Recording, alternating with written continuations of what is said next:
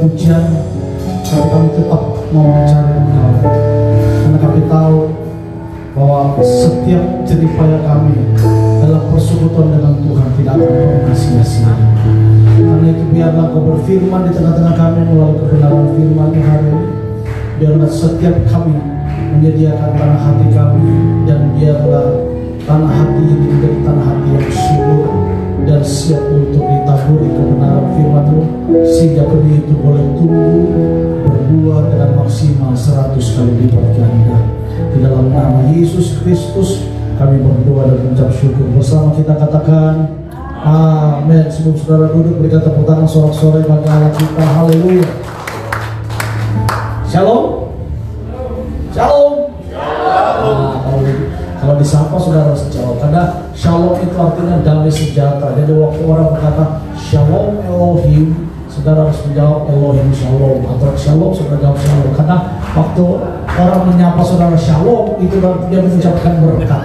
Dan kalau berkat itu saudara nggak terima, saudara nggak jawab, berkatnya hilang. Hanya kalau orang bilang shalom, saudara harus jawab shalom, gitu ya. Sehingga saudara tetap mengalami berkat dan sejahtera yang daripada Tuhan. Amin. Shalom. Haleluya. Ya, tema kita hari ini adalah pergumulan mengubah kehidupan. Pergumulan mengubah kehidupan. Ada satu kisah nanti yang akan kita baca tentang seorang tokoh dalam Alkitab yang bernama Yusuf.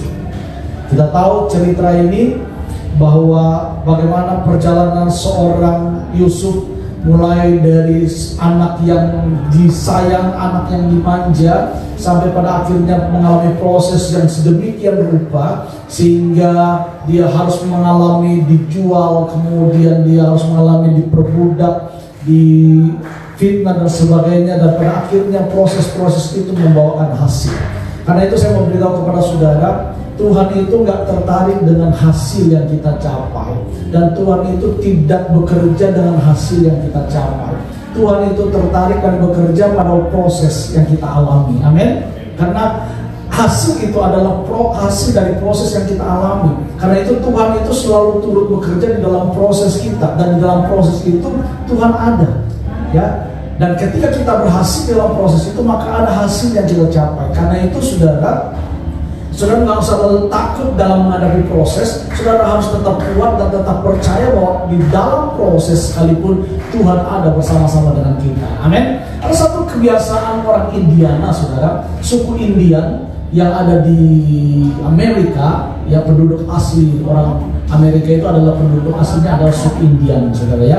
Kalau di Australia itu Aborigin, ya. Nah, suku Indian ini mereka punya kebiasaan ketika anak itu akil balik, mereka punya anak laki-laki, maka ketika anak itu akil balik, mereka punya kebiasaan anak yang akil balik itu mau usia pemuda remaja, mereka dibawa ke satu tempat yang di hutan belantara, tidak ada penduduk di sana. Mereka dibawa di sana untuk apa? Untuk diuji kemampuan mereka, nyali mereka dalam menghadapi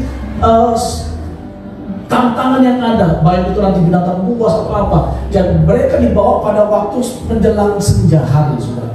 Dan anak pemuda ini dibawa ke hutan belantara oleh seorang bapaknya, kemudian ditinggal di hutan situ. Ya, anaknya ditinggal bahwa kamu akan tinggal di sini, nanti pagi-pagi papa akan jemput kamu. Jadi anak itu ditinggal di situ dan kemudian papanya pergi. Tapi waktu papanya pergi, sebenarnya tanpa sepengetahuan anaknya, papanya itu ada di sekitar anak itu, sedang mengawasi anak itu ketika ada binatang yang akan menerkam dia. Jadi anak tidak tahu. Ketika malam tiba, papa itu berjaga-jaga, mengawasi anaknya. Jangan-jangan anaknya ini nanti ada binatang buas yang akan menerkam dia, dan anaknya itu siap untuk ditolong, saudara. Ya, tapi anak ini nggak tahu kalau sebenarnya papanya ada. Ya, dan ketika pagi hari papanya itu muncul di hadapannya, dan kemudian diajak pulang ke kampung dan dinyatakan bahwa anak ini telah menjadi orang yang dewasa. Nah, saudara, Tuhan itu kadang-kadang membawa kita kepada satu padang gurun, bahkan mungkin hutan belantara yang kita nggak ngerti harus berbuat apa. Kadang-kadang kita nggak tahu. Tadi saya beritahu kepada saudara, saudara, waktu saudara ada di hutan belantara, di padang gurun, sama seperti Bapak ini saudara, Dia sebenarnya ada di sekitar kita. Dia sedang mengawasi kita, menjaga kita, melindungi kita dari setiap ancaman-ancaman apapun yang akan menerpa kita. Karena itu waktu saudara ada dalam padang gurun, gak usah takut. Waktu saudara dalam perantara, saudara dalam ujian, gak usah takut. Sebab Tuhan ada bersama-sama dengan saudara dan saya. Dia berjanji bahwa Dia adalah Allah Immanuel, dan pasti Dia akan menyertai saudara. Amin. Nah, saudara nanti baca di rumah Kejadian pasal 39 mulai ayat yang kelima sampai dengan ayat yang ke-19. Saya tidak baca keseluruhannya karena nanti dari poin-poin saya akan ambil beberapa ayat pembacaan ini. Jadi saudara PR di rumah, saudara pulang, saudara baca Kejadian pasal 39 ayat 5 sampai 19, kalau bisa dari ayat pertama sampai dengan ayat yang ke-19. Nah, saudara, kalau kita melihat dalam Kejadian pasal 39 ini, kita melihat dalam kisah itu ada sebuah tokoh yang bernama Yusuf. Ya, dalam kisah Yusuf ini, saudara, kita dapat melihat bagaimana Yusuf itu bisa menjadi teladan yang luar biasa.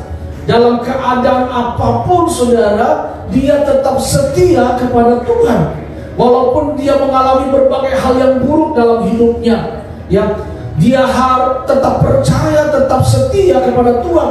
Yusuf tetap percaya bahwa Tuhan itu sanggup dan pasti sanggup untuk menolong dia sesuai dengan waktunya Tuhan. Karena itu waktu dia diperhadapkan dengan tantangan, dengan pergumulan apapun, Yusuf gak takut. Kenapa? Tuhan yang berjanji bahwa Tuhan akan mengangkat dia, dan itu pasti digenapi. Dan Yusuf tetap setia dan percaya pada janji Tuhan. Amin. Ya, Yusuf tetap setia dan percaya kepada janji Tuhan. Nah, saudara, seringkali Tuhan itu menggunakan masalah yang kita hadapi sebagai ujian untuk apa? Untuk mengubah dan memurnikan kita. Tuhan seringkali memberikan kita masalah, percobaan untuk apa? 3 hal. Yang pertama untuk menguji kita, yang kedua untuk mengubah kehidupan kita, karakter kita, sifat kita, perbuatan kita, dan juga tujuannya adalah supaya kita dimurnikan. Amin. Ya.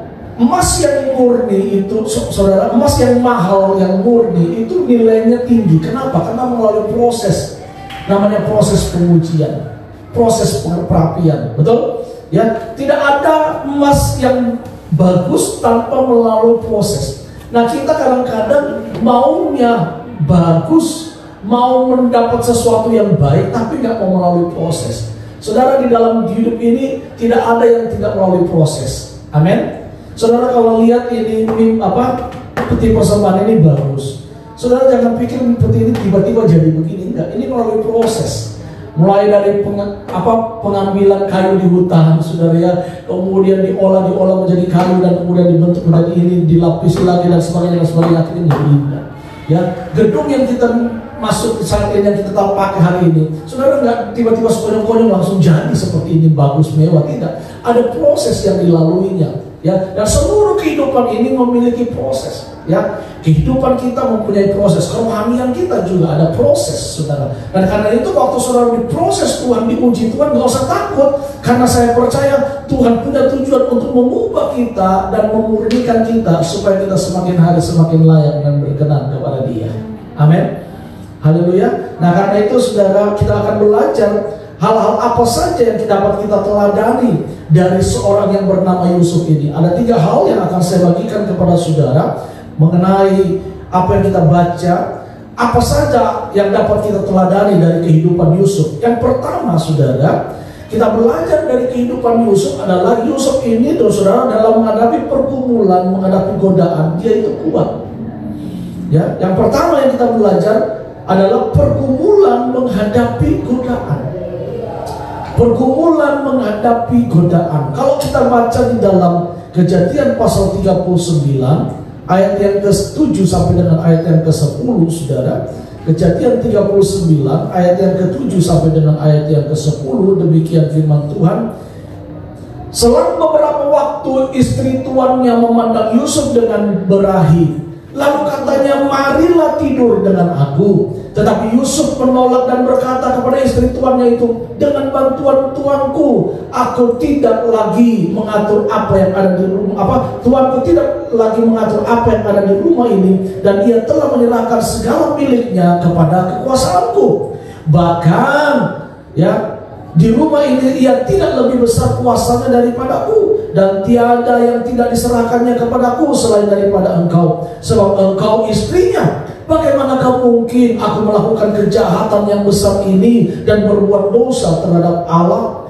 Walaupun dari hari ke hari perempuan itu membujuk Yusuf, Yusuf tidak mendengarkan bujukannya itu untuk tidur di sisinya dan bersetubuh dengan dia.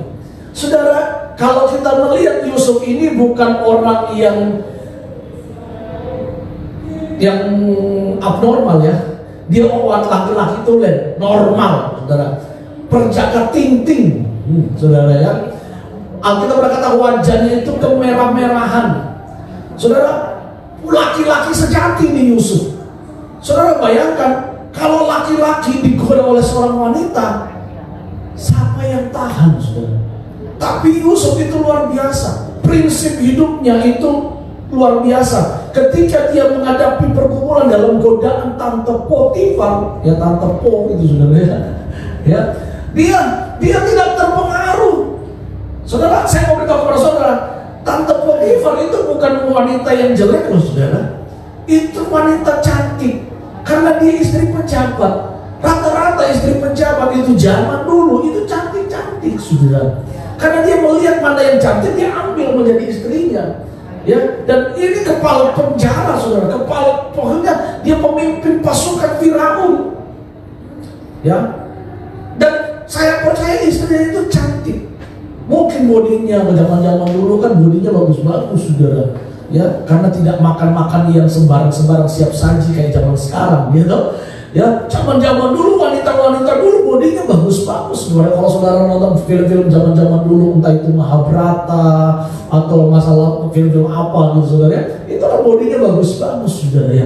Kenapa? Mereka hidup dalam kerajaan. Dan saya mau beritahu kepada saudara, ini godaan yang sangat-sangat luar biasa.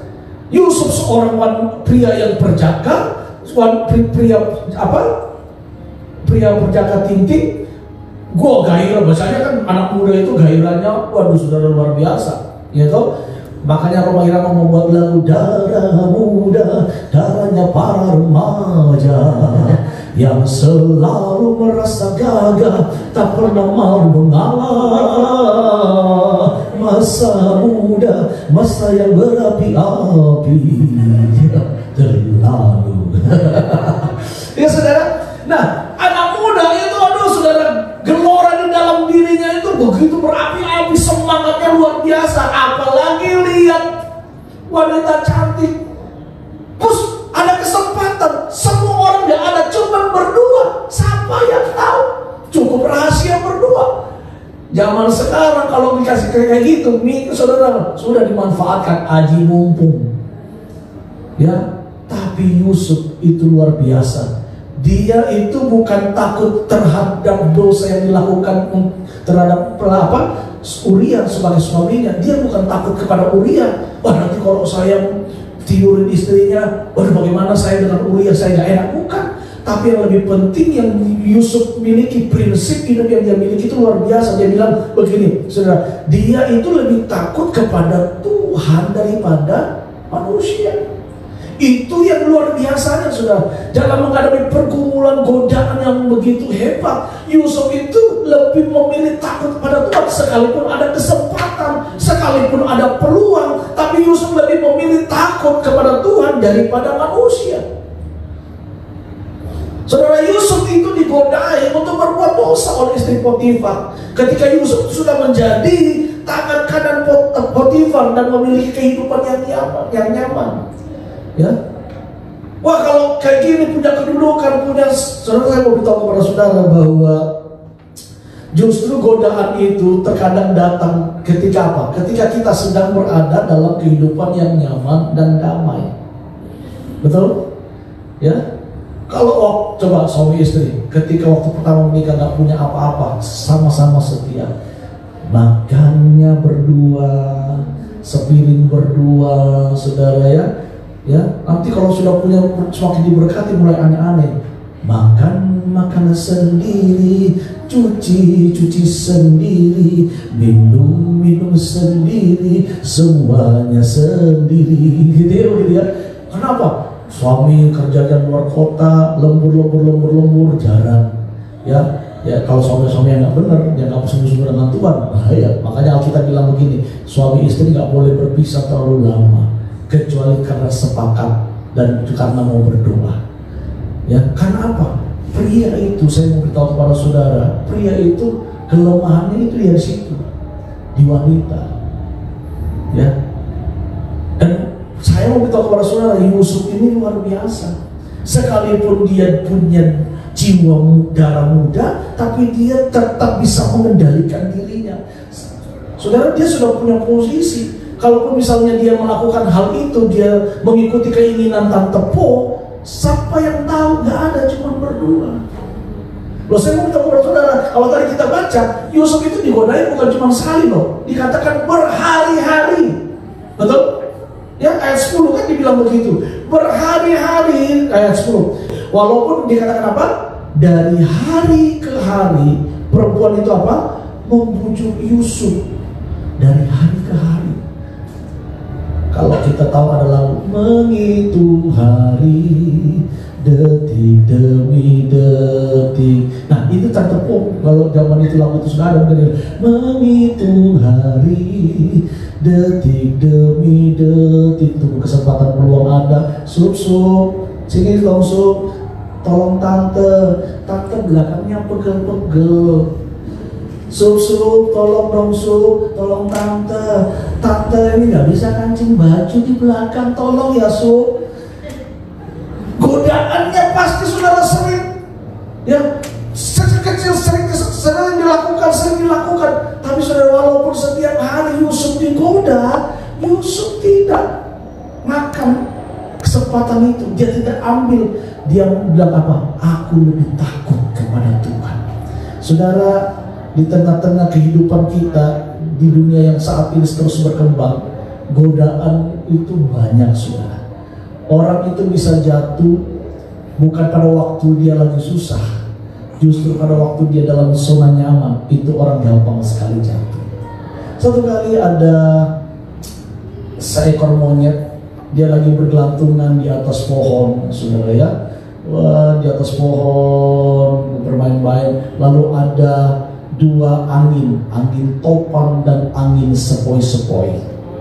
Ya, angin topan dan angin sepoi-sepoi waktu dia lagi berjalan, dia bilang, ada monyet lagi bergelantungan di atas pohon. Ayo kita berlomba menjatuhkan monyet itu. Yang angin topan bilang ini, alah, rumah pasti kalah. Saya ini angin topan, rumah saja ambruk. Kalau saya lagi mengamuk, apalagi cuman satu ekor monyet, ya itu ambruk loh, pasti dia jatuh. Dia bilang, ayo kita coba dulu. Angin topan bilang, oke, kalau begitu siapa di luar? Angin sepoi-sepoi bilang, kamu saja di luar, karena kamu kan yang lebih dahsyat, kamu yang lebih hebat. Wah, si angin topan mulai mengumpulkan ke seluruh kekuatannya, lalu dia mulai berhembus, saudara. Lalu dia mulai menjatuhkan si monyet ini. Semakin kencang angin itu, si monyet semakin pegangan kuat. Semakin angin topan itu berkencang kuat, dia semakin membawa pohon itu kuat. Akhirnya dia menyerah. Si angin topan bilang, dah, gua nyerah dah, gua gak bisa. Coba kamu sekarang, saya mau lihat sih, saya aja gak bisa jatuhkan monyet itu, masa lu bisa jatuhkan? Si angin topan, angin sepoi-sepoi, dia mulai mendekati monyet itu, dia mulai meniupnya perlahan-lahan.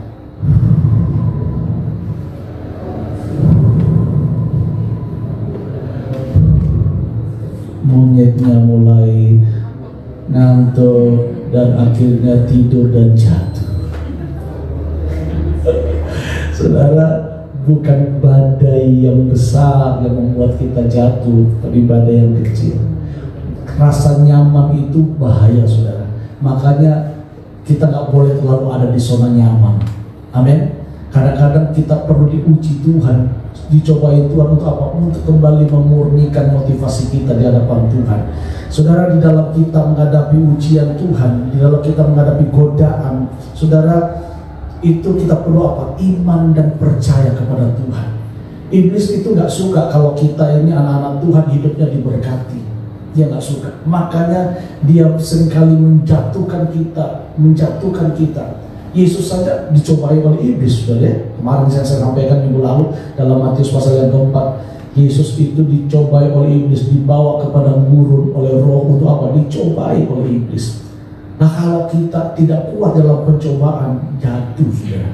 Jangan sampai orang Ambon bilang iblis tolak, setan tendang, tete momota adalah kelar. Iblis itu ya iblis, setan itu ya iblis, tete momo ya juga iblis, saudara. Ya, jadi jangan sampai iblis tendang, ya, setan tolak, tete momota ada dalam pangkuan setan, habis, saudara. Karena itu kita harus bangkit, amin. Yang penting, saudara, bagaimana respon kita terhadap godaan tersebut. Apakah kita menjadi taat ataukah kita jatuh dalam pencobaan itu, dalam godaan itu. Memang, saudara, cobaan itu bisa membuat orang menjadi dua hal. Yang pertama, bisa dia semakin dekat dengan Tuhan, semakin murni, semakin mengasihi Tuhan. Tetapi juga yang kedua, bisa semakin dia jauh dengan Tuhan. Ya, pencobaan, ujian itu bisa membuat orang dekat dengan Tuhan, tapi juga bisa mungkin membuat orang jauh daripada Tuhan. Nah, itu tergantung respon kita. Bagaimana kita menghadapi respon itu ketika ujian, cobaan, godaan itu datang dalam hidup kita. Apakah kita mau ikut pada apa yang dikatakan oleh iblis, oleh godaan itu, atau kita berani berkata, tidak, Tuhan saya lebih mulia, Tuhan saya lebih berharga, saya tidak akan menajiskan diri saya untuk sesuatu yang fana, sesuatu yang tidak kekal. Amin. Tapi kita mau melakukan sesuatu yang kekal untuk kemuliaan nama Tuhan. Itu yang pertama, saudara. Ya, yang kedua, apa yang kita pelajari dari seorang Yusuf dalam kisah ini? Yang kedua adalah pergumulan menghadapi fitnah. Di dalam ayat yang ke-13 dan 14, saudara, ayat 13 dan 14 di situ dikatakan, ketika dilihat perempuan itu bahwa Yusuf meninggalkan bajunya dalam tangannya dan telah lari keluar, dipanggilnyalah seisi rumah itu lalu berkata kepada mereka, lihat, dibawanya kemari seorang Ibrani supaya orang ini dapat mempermainkan kita. Orang ini mendekati aku dan untuk tidur dengan aku, tetapi aku berteriak-teriak dengan suara keras. Saudara, fitnah itu lebih kejam daripada membunuh, ya, tapi juga fitnah itu lebih kejam daripada fitness, saudara. Ya. Nah, saudara, Yusuf itu bukan cuma dia berkumpul dengan godaan, tapi dia berkumpul ketika difitnah. Ujian yang dialami Yusuf itu tidak berhenti di situ, saudara. Ketika Yusuf berhasil menolak godaan, Yusuf mengalami proses yang selanjutnya apa? Difitnah dengan kejam oleh istri Potifar. Saudara, berapa banyak di antara saudara mungkin juga pernah mengalami difitnah? Ya, memang saudaraku, ketika kita berbuat benar, orang pasti nggak akan suka dengan kita. Sama seperti Yusuf, dia hidupnya benar. Ya, tapi saudara, saya percaya waktu kita hidup dalam kebenaran, orang memfitnah kita, Tuhan itu nggak akan pernah tinggalkan kita. Amin. Dia pasti akan membela kita. Dia pasti akan memberikan kita kemenangan. Nah, ketika kita berbuat benar, saudara, seperti Yusuf, bisa jadi kemudian kita akan mengalami tuduhan dan fitnaan. Karena apa? Karena iblis tidak menyukai kita berbuat yang benar. Iblis itu selalu apa? Membunuh, membinasakan. Itu pekerjaan iblis.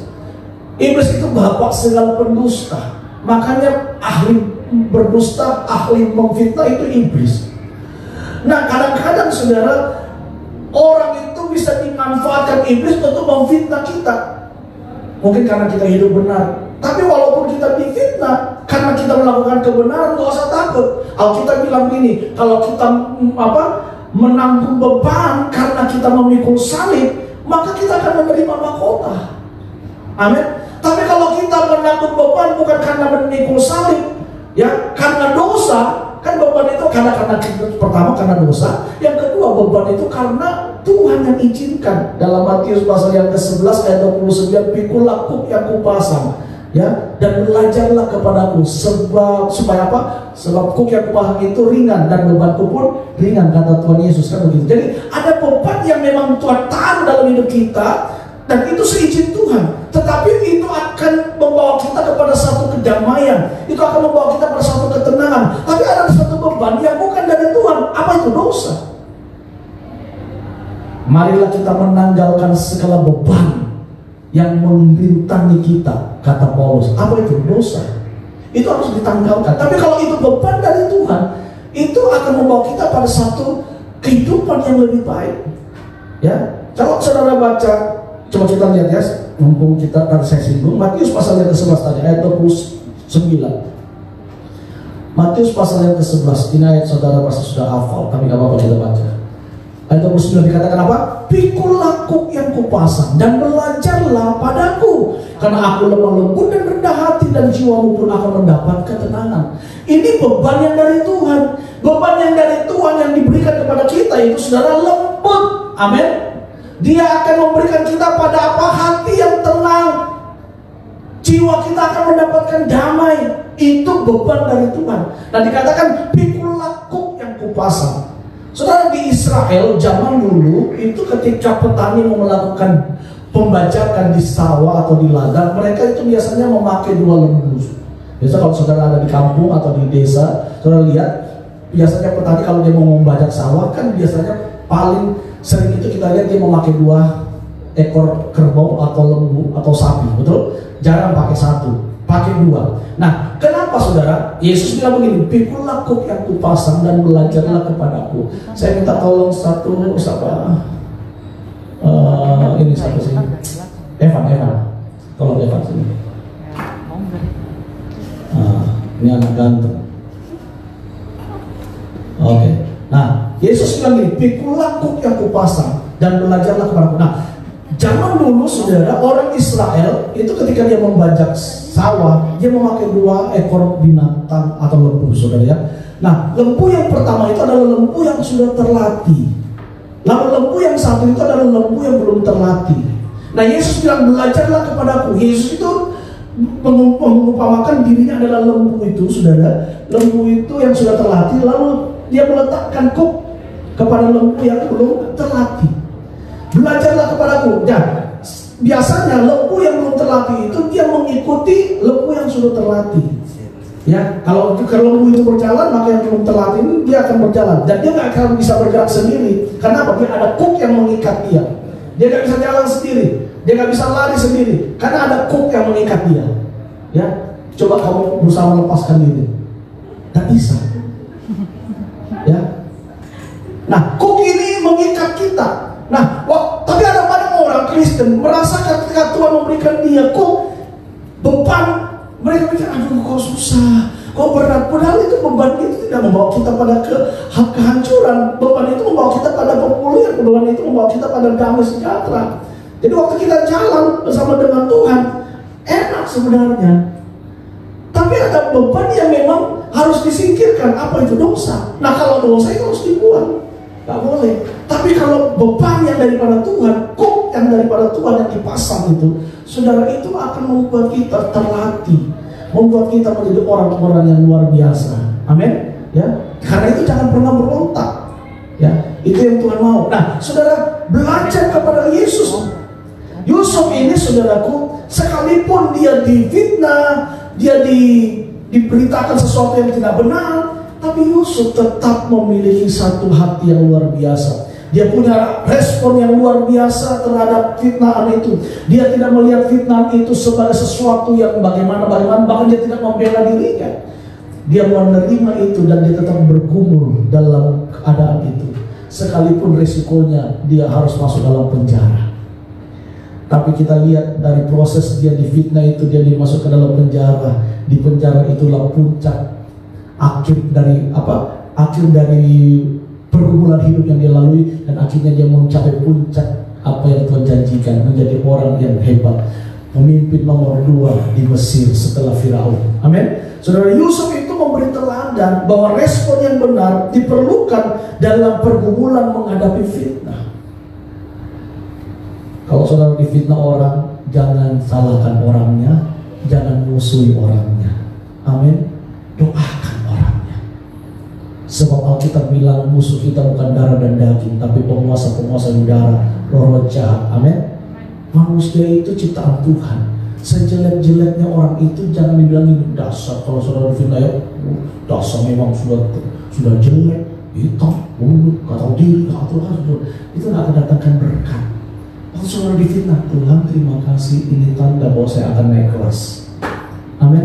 Kalau saudara difitnah, Tuhan terima kasih, ini tanda bahwa Tuhan menyertai saya. Karena gak mungkin saudara difitnah kalau saudara hidupnya gak benar. Betul? Orang yang mengalami fitnah itu karena hidupnya benar. Nah kalau saudara hidupnya benar, pasti ada banyak orang yang gak suka. Dia berusaha membuat satu berita yang memang tidak benar. Ada sesuatu mungkin yang mungkin benar, tapi itu bisa difitnah, tapi sebenarnya bukan seperti itu. Dia mulai merekayasa satu berita sehingga semua orang percaya bahwa kita orang yang jelek, bahwa kita orang yang tidak baik. Tapi saya beritahu kepada saudara, sekalipun orang mereka yang jahat terhadap kita, Tuhan bisa mengubahnya menjadi kebaikan dalam hidup saudara dan saya. Amin. Itu kan yang dialami Yusuf.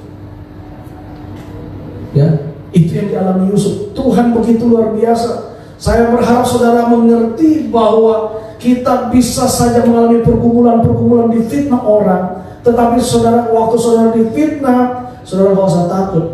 Tetap berjalan di dalam tangan penyertaan Tuhan, tetap berjalan bersama dengan Tuhan. Engkau akan melihat mujizat Tuhan itu pasti terjadi dalam kehidupan saudara dan saya. Amin. Yang ketiga, yang terakhir, apa yang kita belajar dari seorang Yusuf, saudara?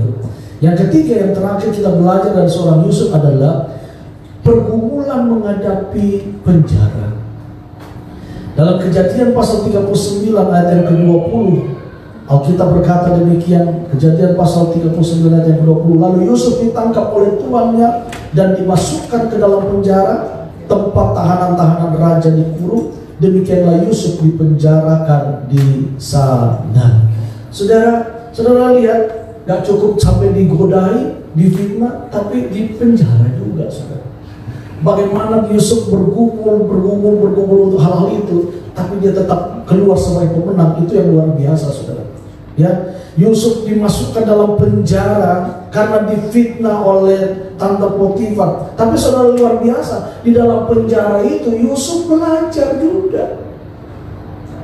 Ya, karena Yusuf dimasukkan dalam penjara, bukan penjara yang kelas bawah, saudara. Yusuf itu dimasukkan dalam penjara yang kelas memang tahanan-tahanan eksklusif.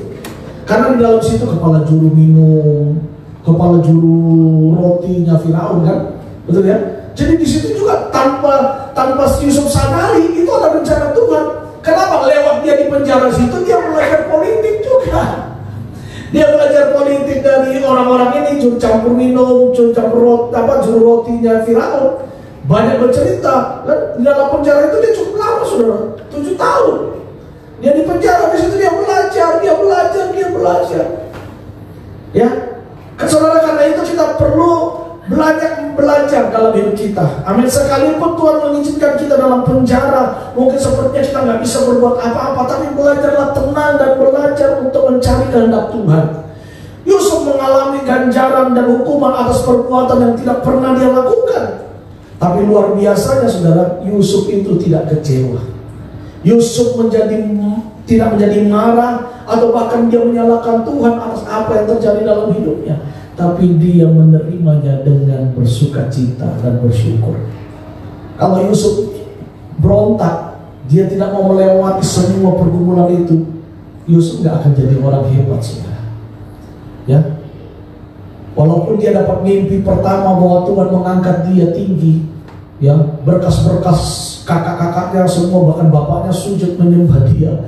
Ya, kalau Yusuf pada waktu itu langsung bangga diri, aku jadi orang yang hebat nanti, ya. Tapi Yusuf, walaupun dia mendapat pernyataan Tuhan, dapat visi Tuhan, dapat mimpi dari Tuhan, dia tetap punya hati yang rendah hati.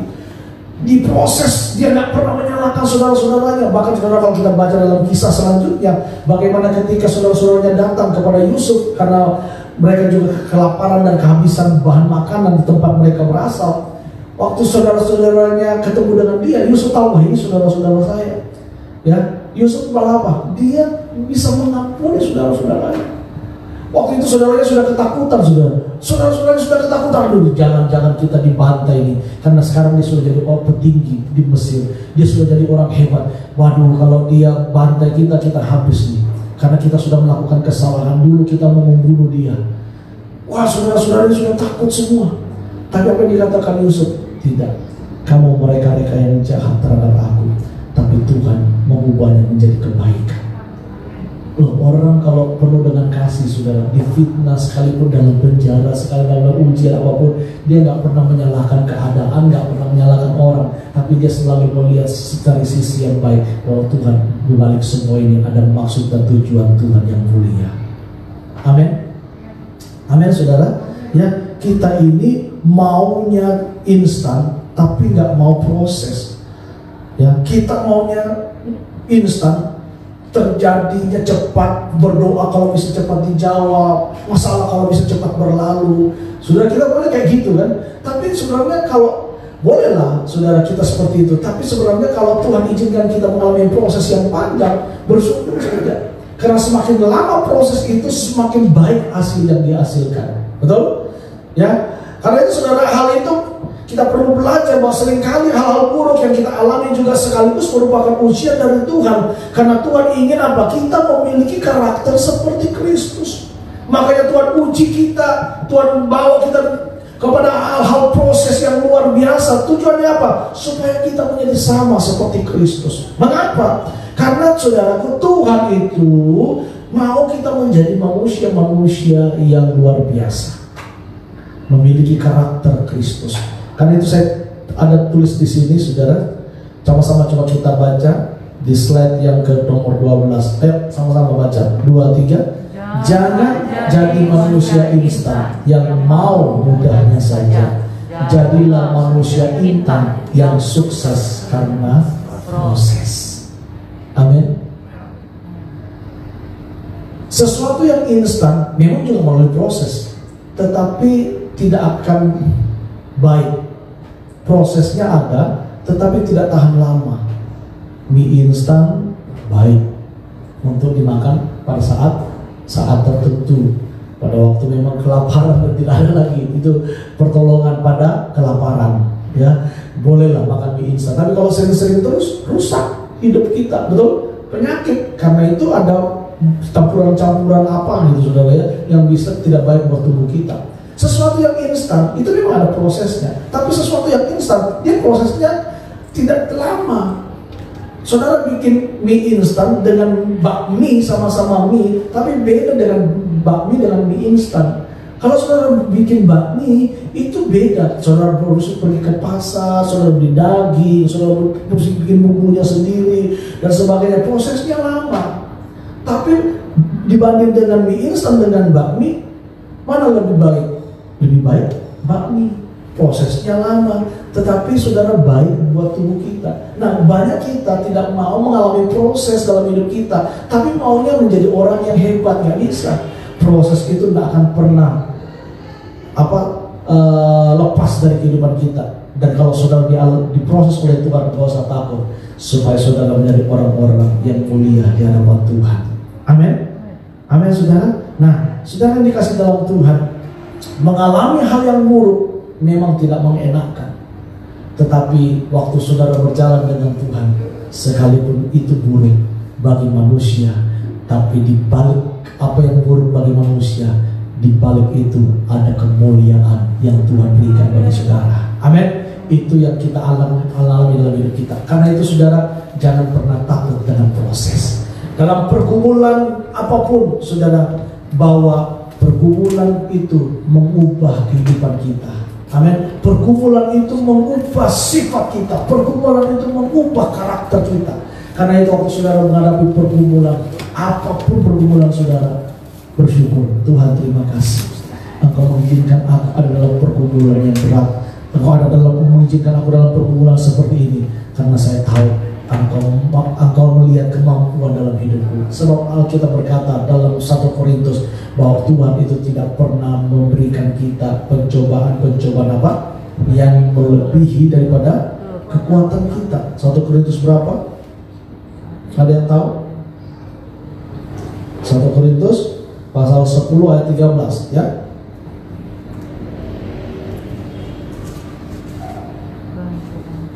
Sudah? Ya, kita baca 1 Korintus pasal 10 ayat 13, ini ayat yang terakhir. 2, 3. Pencobaan yang kamu alami ialah pencobaan biasa. Jadi saudara, waktu saudara mengalami pencobaan, itulah biasa. Nggak hebat, nggak luar biasa. Aduh, saya punya masalah ini, paling berat. Berat menurut siapa? Berat menurut saudara atau berat menurut Tuhan? Karena Tuhan bilang waktu saudara dicobai, nggak akan pernah melebihi kekuatan saudara, dan itu adalah pencobaan biasa. Terus yang tidak melebihi kekuatan manusia, sebab Allah setia, dan karena itu Ia tidak akan membiarkan kamu dicobai melampaui kekuatanmu. Pada waktu kamu dicobai, Ia akan memberikan kepadamu jalan keluar sehingga kamu dapat menanggungnya. Amin. Haleluya. Saudara, saya mau saksi ya, waktu kami mau buka gereja, bergumul saudara. Aduh Tuhan, ini apa benar dari Tuhan, apa tidak? Saya cuma minta tanda, beberapa tanda, dan akhirnya Tuhan berikan itu. Dan waktu kita mau berjalan, putus mau jalan, dia sudah oke, buka gereja. Saudara, kita nggak minta, ada orang tanya, apa yang kurang? Saya bilang semuanya sudah ada, karena waktu itu Delon bersedia untuk memberikan pinjaman ini sound system yang pada kita. Oke, kita bilang jalan. Alat musik nanti dari Delon gitu ya, dari The Project begitu ya. Nah, semuanya sudah ada. Nanti ada dari Delon yang kasih siap semuanya, kita pinjam dulu. Oh ya sudah. Tapi waktu saya berangkat ke Surabaya, orang ini bilang sama istri saya, sudah nanti bilang Bapak Pendeta pergi beli alat-alat sudah di Surabaya, mumpung ada di Surabaya. Ya sudah, dia mau transfer berapa? Sekian. Oke. Istri saya kasih tahu saya, pergi cari alat musik. Ada orang mau transfer uang 1-2 hari ini untuk kamu, karena saya setelah 2 hari sudah berangkat kembali ke Jayapura, saudara. Lalu waktu itu saya bilang oke sudah, saya cepat-cepatlah pergi ke toko musik. Saya mulai tanya harga bla bla bla bla bla bla, totalnya sekian. Dia mau transfer katanya 50 juta. Sudah, saya sudah tanya semuanya. Saya bilang, saya coba tanya dia kapan mau transfer, karena besok saya berangkat, ngomong saya dari sini, saya perlu selesaikan semua. Dia akhirnya berubah pikiran. Dia bilang gini, saya tidak jadi memberi. Dia bukan jemaat di sini saudara, di jemaatnya gereja lain ya. Nah, dia bilang saya tidak jadi memberi, saya cuma mau memberi 10 juta saja. Itu pun juga saya tanya Tuhan dulu, saya mau lihat gereja ini arahnya kemana. Dia bilang waktu itu dia mau gabung di gereja ini. Saya cuma waktu dia datang ke rumah, saya bilang ini, saya tidak paksa kamu untuk masuk, gabung ke kita. Kamu berdoa. Saya gak aja ngomong, puji Tuhan ada orang yang mau sumbang, ada orang yang luar biasa mau memberkati, dia mau ikut kita. Enggak. Saya sudah bilang, berdoa, tanya Tuhan. Saya juga nggak kesenangan kamu masuk di sini. Saya juga nggak kesenangan kamu memberi di sini. Saya juga nggak kesenangan. Saya tahu ini kalau memang dari Tuhan, Tuhan akan buka jalan. Saudara tahu waktu dia bilang batal nggak jadi 10 juta pun juga sampai hari ini nggak masuk, saudara ya. Tapi saya melihat mujizat Tuhan dalam pergumulan. Sudah pesan alat, tinggal mau bayar nih, nggak jadi. Tapi saudara waktu dia telepon di hari yang sama, beda beberapa detik telepon masuk. Kamu tolong pergi cari alat musik. Pak, saya sudah transfer dengan nilai yang sama 50 juta saudara. Beda beberapa detik, Pak, saya sudah transfer ya Pak 50 juta. Tolong Pak nanti beli untuk alat-alat musik. Orang itu saudara bukan cuma di sini juga, orang di luar. Ya, di luar kota Jayapura lagi saudara ya. Dia telepon cari alat musik sudah. Ya sudah, saya tanya istri saya, ini yang mau kasih yang mana ini? Yang ini apa yang ini? yang ini batal, yang ini yang benar. Ya sudah, yang sudah masuk rekening udah langsung bayar, dan kita akhirnya bisa membeli alat musik. Waktu mau cari tempat ibadah juga saya sama Pak Indra bingung, sama Pak Elliot kita bingung, ini mau cari tempat ibadah di mana? Ya karena waktu sudah mepet. Tanya ke Grand AB nggak bisa, tanya di KPU nggak bisa, aduh di mana-mana nggak bisa. Wah, saya tanya di hotel City Hub itu juga bisa sih bisa, cuman saya pikir ruang sekolah minggunya nggak ada. Aduh Tuhan, bergumul. Tiba-tiba kita dapat ide ya waktu itu, sudah, coba kita coba ini. Kebetulan Ibu Yeni masih ada hubungan keluarga dengan Pak Dede direkturnya di sini. Lalu mulailah hubungan dan akhirnya kita bisa dapat tempat ini. Ya, walaupun tempat ini masih sementara, karena nanti saya percaya kita akan cari tempat yang lebih besar. Ya, karena ada beberapa yang datang bilang, Pak, tempatnya terlalu kecil. Kita mau ajak orang itu, kita pikir-pikir lagi nanti dong duduk di mana. Ya, kemarin saya sudah dengar kabar dari kantor Kementerian Hukum dan HAM, kayaknya kita nggak bisa dapat di situ karena satu boleh pakai kalau hanya sesekali, tapi kalau untuk rutin katanya mungkin tidak bisa. Kedua karena pemimpinnya bukan Nasrani, kepemimpinan yang baru bukan Nasrani, jadi dia bilang mungkin tidak bisa untuk pakai permanen setiap minggu, tapi untuk sesekali boleh lah. Ya, aduh saya sekarang lagi mikir Tuhan tempat yang mana gitu ya. Saya tanya yang di atas bukan dikasih saudara. Kalau di atas ini gede saudara, nanti habis ibadah coba saudara naik ke atas, ya doa sekalian doa, Tuhan kami minta kalau memang dikasih ya dikasih. Tempat ini di atas ini gede sekali, masih kosong plong ya, tapi rencananya mau bikin hotel, makanya dia nggak bisa kasih kita. Karena rencana tahun depan mereka mau bikin hotel, sama di lantai 1 mau bikin hotel. Tapi saya percaya, kita percaya bahwa Tuhan pasti menyediakan tempat. Amin. Ya kita seperti orang Israel dulu lah, pindah dari kemah ke kemah. Bangsa Israel waktu keluar dari Mesir kan begitu ya, dia mengangkat kemah, pindah dari tenda satu ke tenda yang lain, pindah. Saya ingat Pak Arifin dulu, waktu masih belum rock ya, masih petani di Denpasar. Waktu dia baru pertama buka di Denpasar, sama gitu sudah pindah dari restoran satu ke rumah makan satu. Kadang-kadang mereka habis di sini nggak boleh pakai, pindah lagi kemana lagi, sampai akhirnya mereka dapat tempat di lembah pujian itu. Ya, dan ya nggak apa-apa. Ini masa-masa kita berada di padang gurun. Tapi saudara nggak usah takut, nggak usah khawatir. Di padang gurun ada tiang alam, tiang api yang menyertai selama saya. Amin. Ya, dan pergumulan kita Tuhan pasti akan menolong kita. Karena itu saudara, mari kita bangkit bersama-sama, kita berdoa. Saya percaya Tuhan akan buka jalan dalam kehidupan kita. Doa orang benar bila dengan yakin doakan sangat besar kuasanya. Saya minta pemain musik boleh maju ke depan. Haleluya. Saudara, kita belajar 3 hal hari ini dari seorang yang bernama Yusuf. Yang pertama, kita belajar bagaimana Yusuf dalam pergumulan menghadapi godaan, dia tetap percaya, setia, takut akan Tuhan.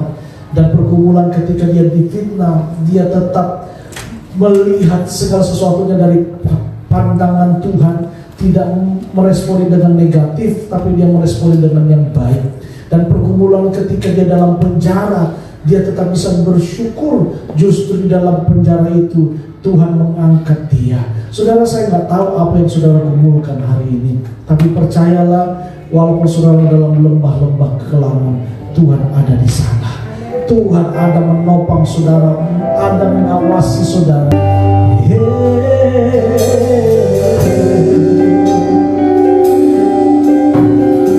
Dalam segala perkara Tuhan punya rencana. Tuhan punya rencana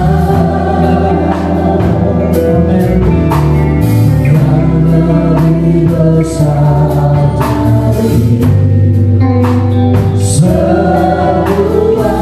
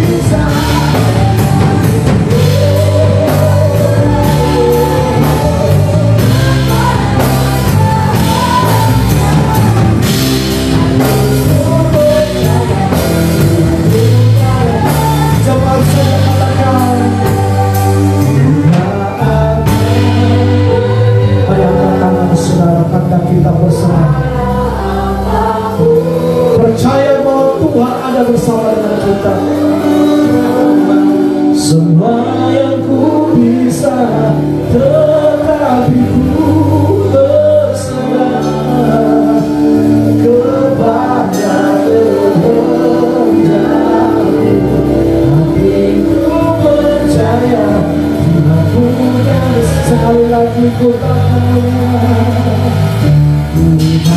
ada menyerah.